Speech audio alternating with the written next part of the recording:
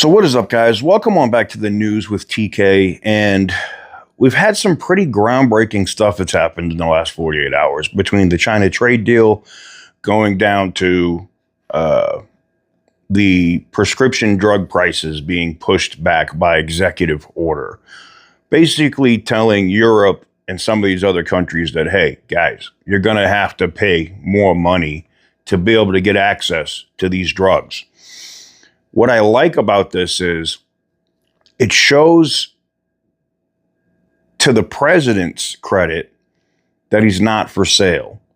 That no matter how much money and how much your lobbyist pushed, even if it's within his own party, he will do things that will stand up for Americans. And regardless of what side of the aisle you're on, left, right, center, under the ball, I don't care. Wherever you're at, you have to admit this is pretty solid. This is something that, at least on the Democrat side, as you'll see here in a minute from what HHS Secretary Kennedy says, Democrats have been talking about trying to do this for 25 years. Roll it. I'd like to ask Robert F. Kennedy to say a few words, please. Thank you. Thank you, Mr. President. This is an extraordinary day. This is an issue that, I grew up in the Democratic Party, and every major Democratic leader for 20 years has been making this promise to the American people. This was the fulcrum of Bernie Sanders' runs for presidency, that he was going to eliminate this discrepancy between Europe and the United States. But as it turns out, none of them were doing it. It's one of these promises that politicians make to their constituents, knowing that they'll never have to do it. And the reason they'll never have to do it is because they know that Congress is controlled in so many ways by the pharmaceutical industry. There's at least one pharmaceutical lobbyist for every congressman, every senator in Capitol Hill, and every member of the Supreme Court. By some estimates, 3. Pharmaceutical companies, the industry itself, spends 3 times what the next largest lobbyist spends on lobbying. So this was an issue that people talked about, but nobody wanted to do anything because it was radioactive. They knew you couldn't get it by Congress. We now have a president who is a man of his word, who has the courage. President Trump was taking money from the pharmaceutical industry, too. I think they gave you $100 million. Yeah. But he can't be bought, unlike most of the politicians in this country. And he is standing here for the American people. I don't know what, there's writers like Lord Elizabeth Warren or Robert Reich who are saying that President Trump is on this side of the oligarchs. There has never been a president more willing to stand up to the oligarchs than President Donald Trump. And I'm very, very proud of you, Mr. President, for your courage, I'll say, because I don't want to be crude, your intestinal fortitude, your stiff spine, and your willingness to stand up for the American people. We have 4.2% of the world's population. Our country represents 75% of the revenues for pharmaceutical companies. We spend in our country $1,126 per capita on drugs. In Britain, they spend about $240. They spend 1/5 of what we do. And this is true across Europe. And the drug companies, Europeans, if you ask them, it made no sense what they were saying. America has to pay for this innovation or it's not going to happen. President Trump is saying to our European partners is you got to raise the amount that you're paying for those drugs and pay for your share of the innovation. That the United States is no longer subsidizing that. If the Europeans raise the price of their drugs by just 20%, that is $10 trillion that can be spent on innovation, and the health of all people all across the globe is going to increase because we're going to have better products. So I'm just so grateful to be here today. I never thought that this would happen in my lifetime. I have a couple of kids who are Democrats, are big Bernie Sanders fans, And when I told them that this was going to happen, they had tears in their eyes because they thought this is never going to happen in our lifetime. And we finally have a president who's willing to stand up for the American people. Thank you. And Dr. Oz. It's a very strange story, Rob, because we've heard about this for 30 years. Politicians, both Republicans and Democrats, have been talking about how strange this is, that we should be paying these enormous prices in our country for drugs. And, 75% of the pharmaceutical revenues in the world come from the United States, and we only have 4.2% of the world's population.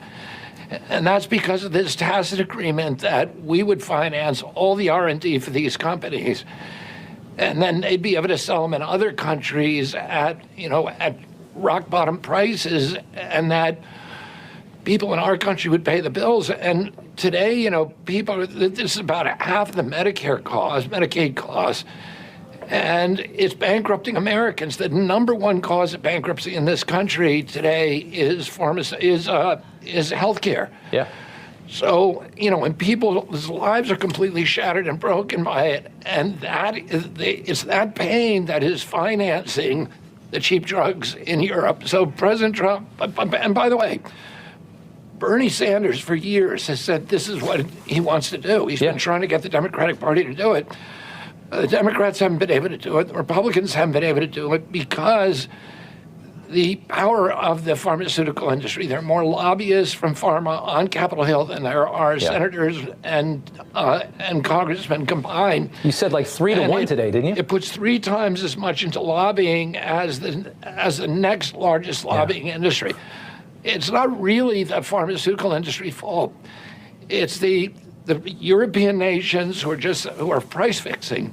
Yeah. And taking advantage of us, and so we are now going to fix that. Yeah, I mean, Trump said today that the Europeans essentially threatened to block medications from entering their markets unless they can get it at the price that they want, which is insane. I mean, I don't understand how they pull that off, because without those medications, their people are sick.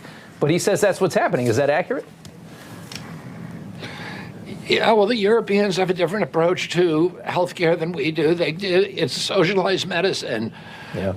Part of the cost, and there's advantages to that, but there's a lot of disadvantages. One of the disadvantages is there's a lot of drugs that are just unavailable in Europe.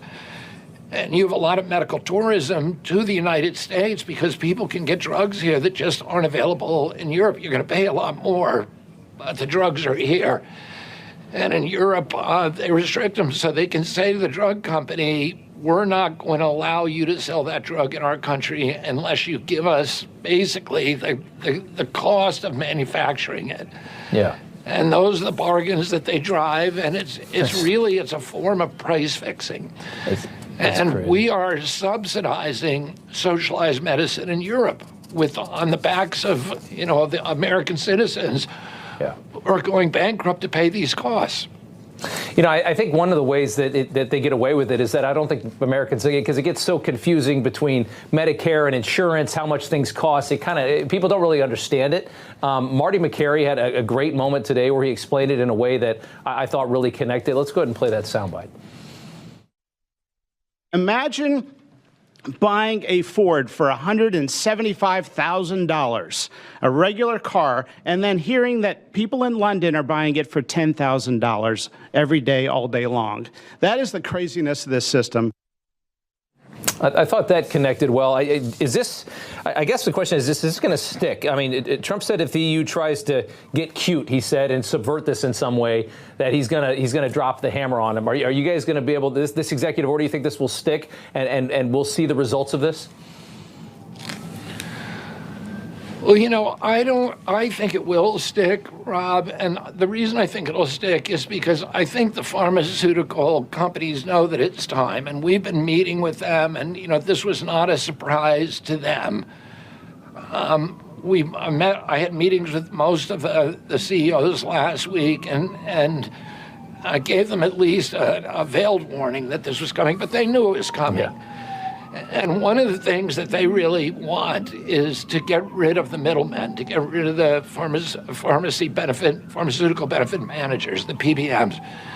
who collect a lot of the money and don't produce anything. They're supposed to bargain, for better prices, but there's all kinds of ways that they can make money on it. And it's been a thorn in the side or a stone in the shoe of the pharmaceutical companies for years. Yeah. And one of the things that we did with this executive order is to eliminate the PBMs in these transactions. So I think that's a carrot for the pharmaceutical companies. And then there's a stick too, which is we have ways of enforcing this if we can't come to an agreement. So you hear it in his words himself, from him standing at the podium talking about it to the interview with Rob Schmidt. I want to know what you guys think in the comment section down below. Let's have a discussion down below. I think this is huge. This is something that both parties have talked about doing for over 20 years, and this president did it. I think it's huge. I really do. I absolutely think this is huge, and it's going to be a cost savings for everyday Americans, and I think that's big. Let me know what you guys think in the comment section down below. Give the video a big thumbs up if you like what we do. Hit the subscribe button if you haven't already. And as always, stay petty, my friends.